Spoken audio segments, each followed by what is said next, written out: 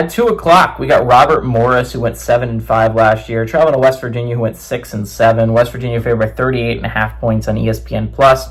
Garrett Green went 189 to 315, threw for 2,300 yards, 15 touchdowns, 12 interceptions.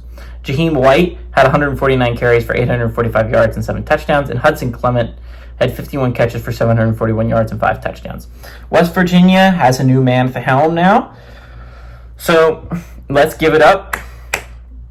Rich Rodriguez is back at West Virginia. He did a great job at his Jacksonville State tenure, but he's back home where he honestly should be, right? West Virginia is a team that has kind of slumped in recent years, right? This last year was a year, I think, that was high expectations for West Virginia, right? This was a team, I think, that headed into the Big 12 season thinking that they could legitimately have a chance to vie for a Big 12 title. I mean, why not, right? Look who ended up the 4 best teams last year outside of Iowa State. You couldn't have predicted any of them, right? Arizona State was coming off a 3-9 year.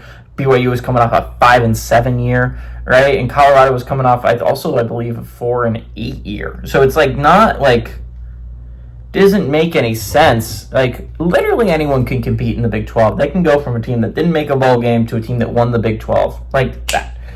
But West Virginia was heading into the season last year with like very high expectations. This was a West Virginia program that was expecting to win 8 or 9 games at least, and then they got punched in the mouth to start the season. Now, to be fair, most teams get that when they play Penn State. Like, you don't typically play Penn State and come out with a win unless you're a team like Ohio State or Michigan, right? Unless you're one of those top-tier programs, you typically can't beat Penn State. Penn State beats who they're supposed to beat.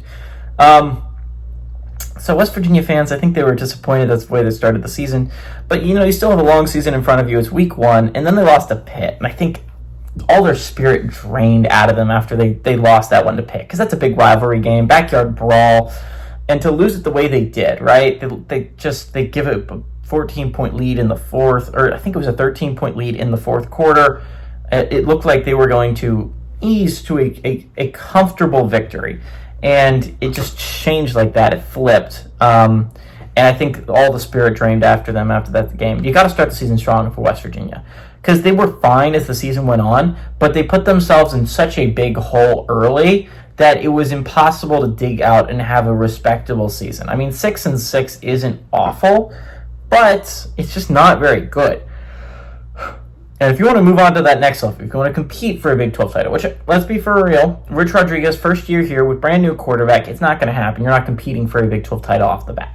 But if West Virginia wants to stay competitive, they want to maybe push for a chance to win at a high level, maybe upset a couple teams. Like last year, Houston was bad, but they upset Kansas State, and that was a highlight of their season. I think if you're West Virginia, you need one of those.